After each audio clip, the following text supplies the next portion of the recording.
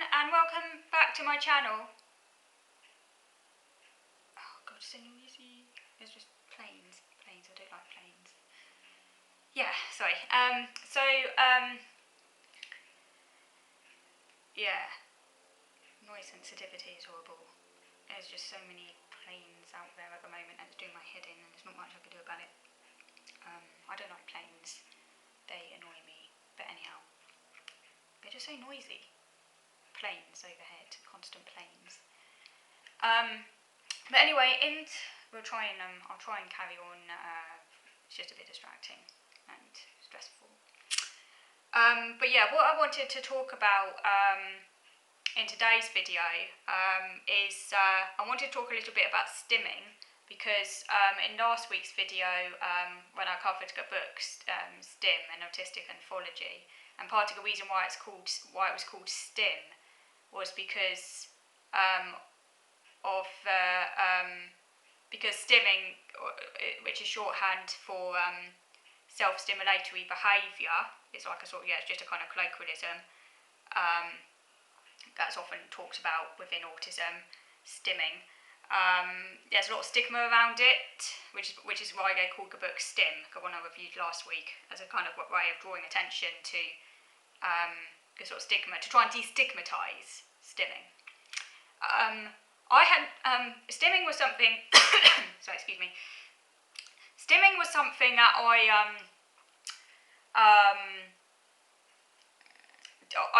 was late to understand the. How can I put it? I didn't know that for behaviours that I'd done all of my life, certain movements and things like that, came under the category of stimming. This wasn't something I understood until I kind of found out about my autism. And I think even though at the point of my diagnosis, a bit like with the sensory stuff, I didn't really understand, and it's taken me a lot longer post-diagnosis to kind of learn about this stuff and how the sort of behaviours that I've done all my life actually fall under this heading. I don't know if any of you can relate to that. You sort of like learning about yourself. A lot of learning happens actually after the diagnosis as well. Because I don't think we really talked much about stimming at the time when I got diagnosed, because they were focusing more on a triad of impairments, and obviously while stimming sort of can come under that a little bit, it's not the kind of big focus of the triad, as it were, which focuses more on the social stuff and the kind of repetitive interests and routines and things like that. But yeah, stimming. So self-stimulatory behaviour, which is any behaviour often involving a body, but not always involving a body. It's anything that's repetitive. So listening to a song on repeat can be a form of stimming. It's anything that's repetitive, done kind of in a way to self-soothe and to kind of how can I put it? Kind of to regulate oneself, I guess, to kind of regulate how one is feeling, to self-soothe.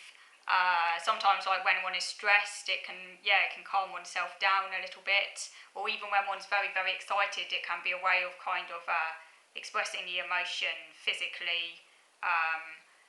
It can almost be like a sort of form of involuntary sort of mindfulness in a way, in the sense that it's kind of a sort of grounding exercise, maybe. But there are many different ways why someone might do these things. So I do stim. Some autistics do it more obviously than others, and I think obviously it depends the type of autism you have and stuff. And for example, autistics who don't speak, who are non-verbal and have limited awareness of the world around them, so they've got learning intellectual problems, tend to stim more obviously and stuff, because they're kind of a bit more locked into their own world maybe, and they're not so aware of society around them and the kind of curtailing influences of society. And also I think autistic children tend to stim more because they haven't yet learned about stigma and stuff like that. So obviously when I was a child, I would stim more. I think that but I do still stim. It's just that it's not as obvious as when I was younger. So stimming can include things. Okay, so let's talk about the stims that I tend to engage in. So I do walk like this. I walk. I tend to do this. I don't do this all the time.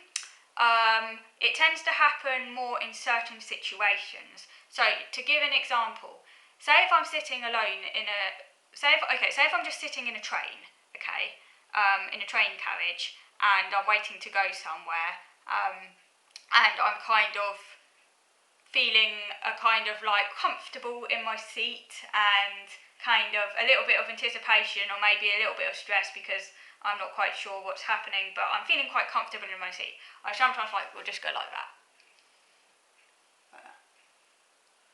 It's like a kind of unconscious thing. Like you're not thinking about it. It's just like you're just going like that. And it just feels good because it's kind of like a kind of physical exercise thing that just makes the body feel nicer, and like soothes and like makes you feel more kind of like in touch with things. So yes, I do that. I do that sometimes also with other people as well, but usually only when I'm feeling like particularly, not all the time. So but it can depend quite a lot on how I'm feeling in a particular circumstance.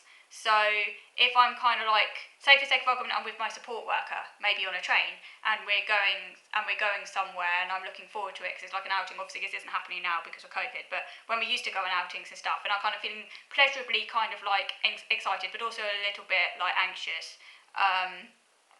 then sometimes I might just be going like that because I'm kind of looking forward to it. I don't know. It can also happen when I'm like full of energy and I'm like quite excited. So I'll be going like that. So those are the times when I often do it.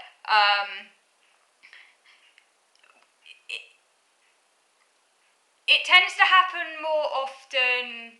Okay, another thing. When I'm on the phone to someone, I tend to stim a lot. I actually tend to stim more when I'm on the phone to someone than when I'm with them face to face. Funnily enough, and I'm not sure why that is.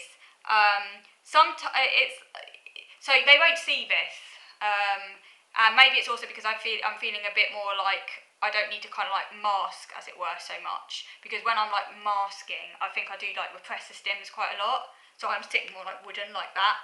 But when I'm on the phone, there's no need to like try and repress it so much. So I'll be sitting, and they won't see this, but I'll be sitting on the chair and I'll be going like this as I'm talking to them. And it just gets rid of the energy, so I do that. But yeah, the more comfortable I am with someone and the more relaxed, generally that's when I'm more likely to be like walking with them and things. I know one person that I was relatively relaxed with. One time I was on the train with them, and they commented on how I was like swinging because I was holding a pole and I was like going like that, and they said to me, "You're swinging a lot," and I was like, "Yeah, I just have a lot of energy," kind of thing. Because I was like just holding onto the pole in a train and just like swinging, and I just do it involuntarily, sometimes. The other thing I sometimes do when I'm very excited, but I tend to repress this and I'm with others because I am aware that they might judge me or think I'm a bit odd, and I get a bit. These days I'm more aware of like other people and stuff. I was less so when I was a kid, obviously, and when I was a kid I would do it more openly, which is why I think stimming is more obvious in autistic children than it is in adults, unless they have an intellectual impairment, in which case that's when you'll see like autistics who can't speak and who have like intellectual challenges. That's when you're going to see it, and it's going to be a lot more obvious. But not all the time though. I mean, it depends on, some autistics just don't bother masking, so it just depends on the type of autism, I guess, and how. But I think all autistics do stim to some extent. But yeah, when I'm often at home, I will be going like this, like that. So I'll be flapping my hands. I do that one quite a lot. Or I'll just be like that, and I'll be going like that. And also sometimes, another one I do is sometimes when I have the energy, I can run really fast and like on tiptoe, like on the kitchen. Sometimes I will like stamp around the kitchen on my tiptoes. I do that one quite a lot. Like I go like that, I just stamp around the kitchen on my tiptoes. I like do little jumps and go like that. And this often happens when I'm like really excited and I've got loads of energy. So say like the world feels good, something's been resolved, I've achieved some closure, there's a lot of pent up energy there that needs to be released. I'll be like going like that, and it just happens involuntarily. I just suddenly start doing it. I'm like going like that. So I do that one quite a lot. Yeah, walking on tiptoes, which I didn't realise is a form of stimming, but actually is. I mean, I walk on tiptoes a lot without shoes anyway, because it feels better that way. But I also do it as like a sort of stim, I guess, as well, where I'm like fudding around on my tiptoes and sometimes walking around in like circles and things like that. The other one is sometimes where I get a random urge to jump or run. This can happen sometimes even when I'm outside. I'm trying now not to inhibit so much, and I'm getting better at it actually. I think maybe